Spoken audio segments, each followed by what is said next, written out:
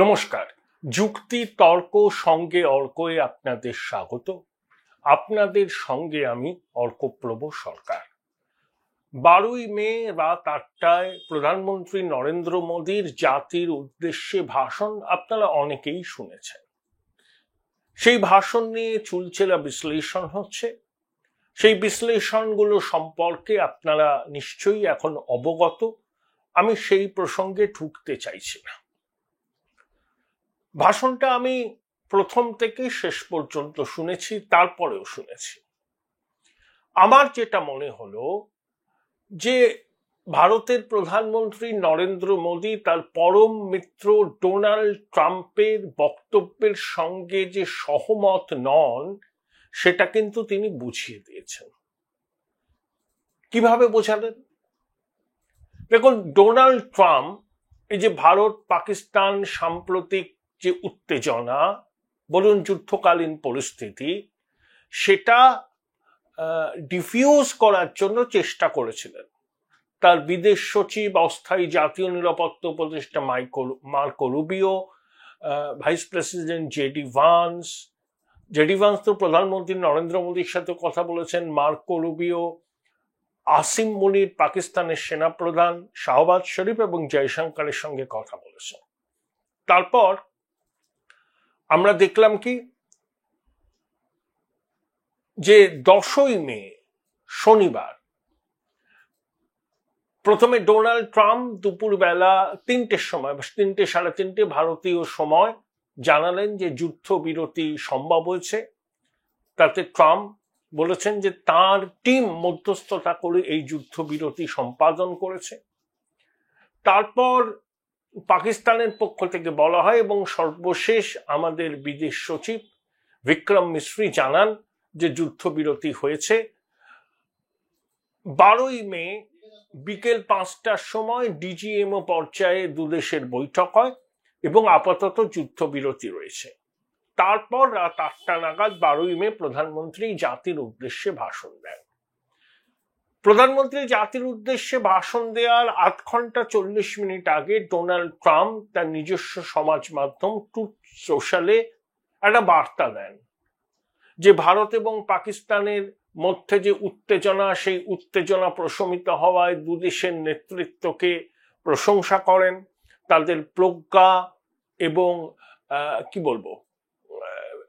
বিচক্ষণতাকে সম্মান করেন এবং একই সঙ্গে বলেন, তিনি বলেছিলেন যে যুদ্ধ না থামলে ভারত এবং পাকিস্তান কোনো দেশের সঙ্গেই তিনি আর বাণিজ্য নিয়ে এগোবেন না। আমেরিকা এবং ভারতের মধ্যে বাণিজ্য চুক্তি চূড়ান্ত করার কাজ চলছে, পাকিস্তানের সাথে কি ব্যাপার আমি জানি না। এইটা বলায় অনেকে বলছেন যে বাণিজ্য বিষয়টাকে সামনে এনে ডোনাল্ড ট্রাম্প যে কাজটা করেছেন সেটা অনুচিত হয়েছে। ভারত চিরকালই কাশ্মীর সমস্যার দ্বিপাক্ষিক সমাধান চায় এবং তৃতীয় পক্ষের মধ্যস্থতা ভারত কখনোই মেনে নেয় না এবং সিমলা চুক্তিতে এই কথাই বলা হচ্ছে। এখন প্রশ্ন হলো, যারা প্রধানমন্ত্রী নরেন্দ্র মোদীর সমালোচনা করছেন তারা নিশ্চয়ই প্রধানমন্ত্রীর বক্তব্যটাকে শুনেছেন। তাহলে প্রধানমন্ত্রীর বক্তব্যে কোথায় মনে হলো যে ডোনাল্ড ট্রাম্প যে শর্ত দিয়েছেন সেই শর্তেই মধ্যস্থতা হয়েছে? দেখুন, ভারত এবং পাকিস্তানের মধ্যে কোনো সংঘাতের পরিস্থিতি তৈরি হলে বিশ্বজুড়ে রব ওঠে দুটো দেশই পারমাণবিক শক্তিধর। এই সংঘাত বা যুদ্ধ যেন পারমাণবিক যুদ্ধের দিকে না করায়। তা নরেন্দ্র মোদী কি বললেন?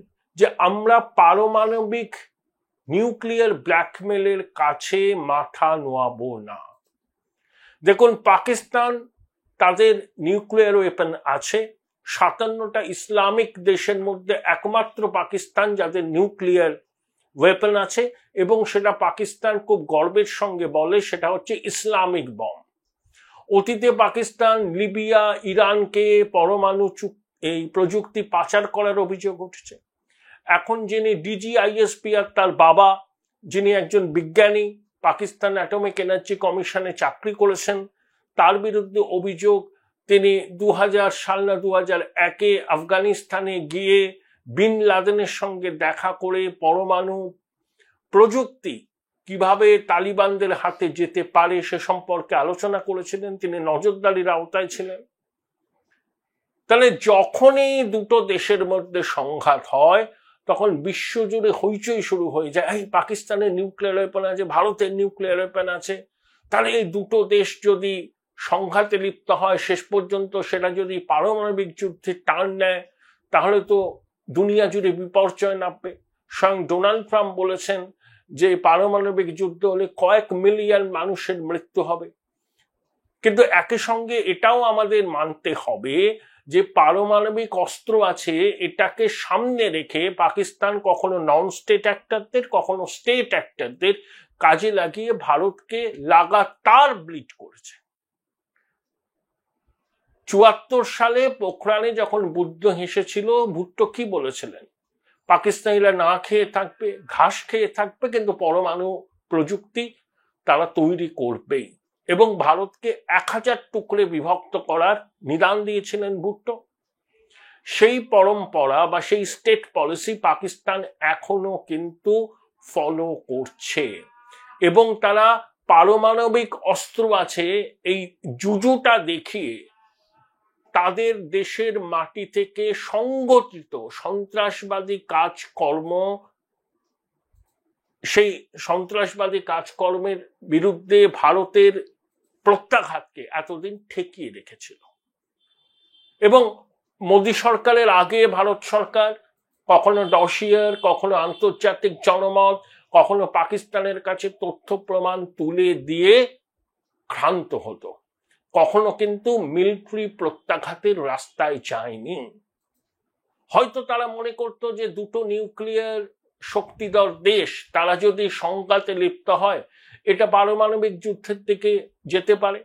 কিন্তু মোদি ডক্ট্রিন হলো যে নিউক্লিয়ার ব্ল্যাকমেলের কাছে আমরা আর মাথা নত করব না, কার্যত এটাকে গুরুত্বই দেওয়া হবে না। Come what may, whatever be the consequences, ভারতের মাটিতে বা ভারতের নাগরিকদের সন্ত্রাসবাদীরা যদি রক্তাক্ত করে, আমরা বিফিটিং রিপ্লাই দেব। সেই রিপ্লাইটা কিভাবে হবে?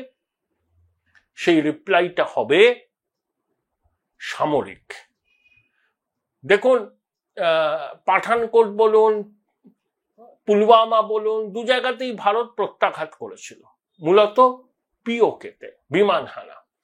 এবারে পেহেলগামের জঙ্গি হানার পর অপারেশন সিন্দুরের মৌলিক পার্থক্য হচ্ছে ডিপ ইনসাইড পাকিস্তানে গিয়ে ভারত কিন্তু টেরর ইনফ্রাস্ট্রাকচার ভেঙে দিয়েছে, 100 জন জিহাদি নিহত হয়েছেন এবং সন্ত্রাসবাদের ইউনিভার্সিটি গুড়িয়ে দেওয়া হয়েছে। এবং পশ্চিমী বিশ্বকে আমরা এই বার্তাও দিয়েছি, প্রধানমন্ত্রী নাম করেননি, বলেছেন যে 1/11 থেকে লন্ডনের টিউবওয়েল বিস্ফোরণ, সব ক্ষেত্রেই পাকিস্তানের মাটিতে যে জঙ্গিবাদের চাষাবাদ হয়, যেটা পাকিস্তানের স্টেট পলিসি, সেই জঙ্গিবাদ কোনো না কোনোভাবে যুক্ত। স্বয়ং ওসামা বিন লাদেনকে ইসলামাবাদের অদূরে আবোটাবাদ থেকে খুঁজে বের করেছিল আমেরিকান নেভি সিল। তাহলে পাকিস্তান যারা জঙ্গি রাষ্ট্র, আমি দুর্বৃত্ত রাষ্ট্র বললাম না, জঙ্গি রাষ্ট্র, তার থেকে বড় প্রমাণ আর কি হতে পারে? সেই পাকিস্তান যখন নিউক্লিয়ার ওয়েপন আছে এই বলে ব্ল্যাকমেল করতে শুরু করে, মোদি ডক্ট্রিন কিন্তু সেই ব্ল্যাকমেলের কাছে নতি স্বীকার করবে না। পরিষ্কার বলে দেওয়া হয়েছে যে কোনো রকম সন্ত্রাসবাদী কাজ এবং সন্ত্রাসের মদতদাতা যদি কোনো রাষ্ট্র হয়। Join Indian Institute of Hotel Management now. Right choice, right decision.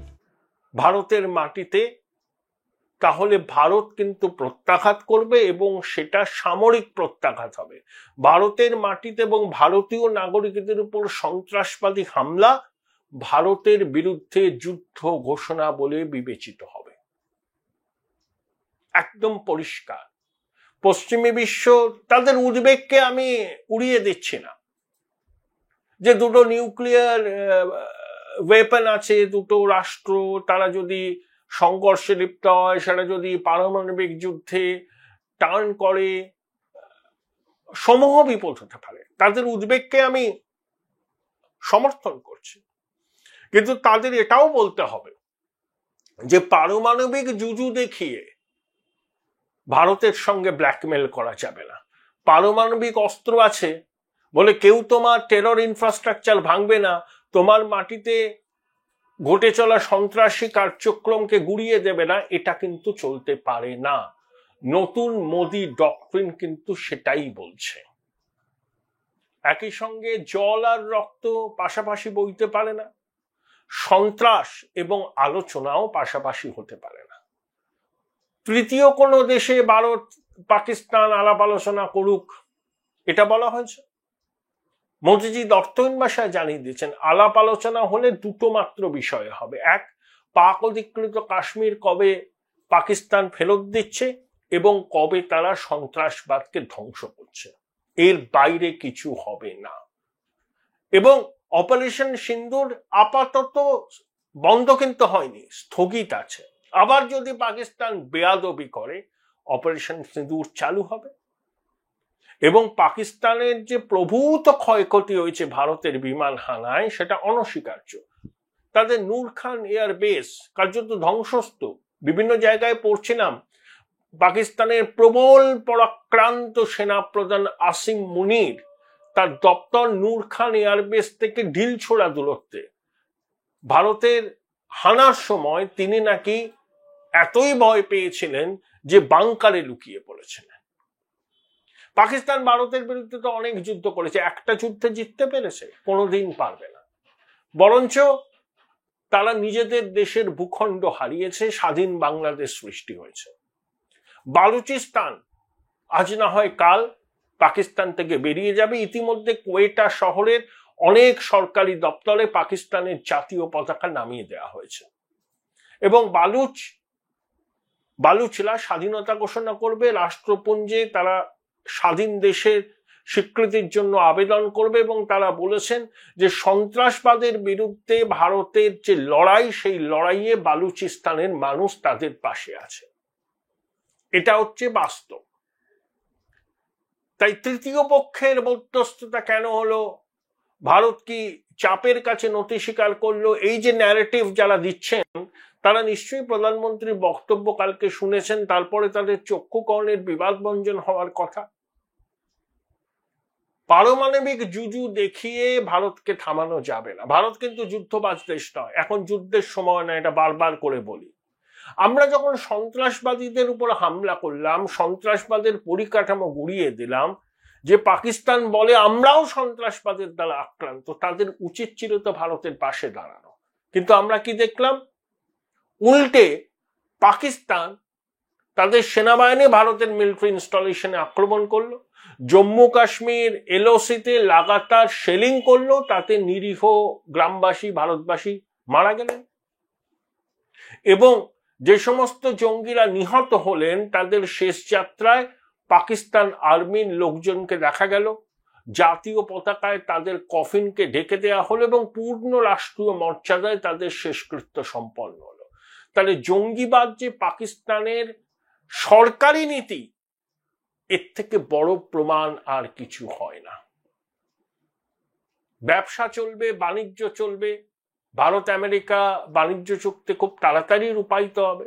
ব্রিটেনের সঙ্গে ফ্রি ট্রেড এগ্রিমেন্টের ফাইনাল চলছে। আমেরিকা চীনের মধ্যে যে টেনশন ছিল সেই টেনশনও আস্তে আস্তে কমছে। শি জিনপিং এবং ডোনাল্ড ট্রাম্প বৈঠক করবেন। ডোনাল্ড ট্রাম্পের উদ্যোগে সম্ভবত ইস্তাম্বুলে পুতিন এবং জেলেনস্কি মুখোমুখি বৈঠকের সম্ভাবনা। আমরা তো যুদ্ধ চাই না, যুদ্ধ তো কি বলবো মানবতার ক্ষতি হয়, কিন্তু তার মানে এই নয় যে যুদ্ধ চাই না, ঠিক আছে, কিন্তু পাকিস্তানের মাটি থেকে সন্ত্রাসীরা আমাদের ভূখণ্ডে আক্রমণ করবে, দেশবাসীকে খুন করবে, রক্তাক্ত করবে, সেটা তো বরদাস্ত হয় না। এবং পাকিস্তানের বিরুদ্ধে যখনই ব্যবস্থা নেওয়ার কথা উঠবে তখন পাকিস্তান আন্তর্জাতিক মহলে দরবার করবে, বলে দেখ আমাদেরও নিউক্লিয়ার ওয়েপন আছে, নিউক্লিয়ার যুদ্ধ বেঁধে যেতে পারে। এই যে নিউক্লিয়ার ব্ল্যাকমেল, এটা কিন্তু আমরা মানব না। It's a loud and clear. এবং মোদিজি বিশ্বে এই বার্তাটাই দিয়েছেন যে টেরর ইউনিভার্সিটি আমরা ভেঙেছি, যে টেরর ইউনিভার্সিটি শুধু ভারতকে রক্তাক্ত করেছে তা নয়, বিশ্বজুড়ে যে যে সন্ত্রাসী কাজকর্ম হয়েছে তারও যোগসূত্র এই টেরর ইউনিভার্সিটির সঙ্গে আছে। আশা করি প্রধানমন্ত্রী নরেন্দ্র মোদীর এই বলিষ্ঠ বার্তা সবার কাছে পৌঁছবে। 10 দিন ব্যাপী বিজেপি তেলঙ্গা যাত্রা করবে। অপারেশন সিঁদুরের সাফল্য সেনাবাহিনীকে ধন্যবাদ জ্ঞাপনে।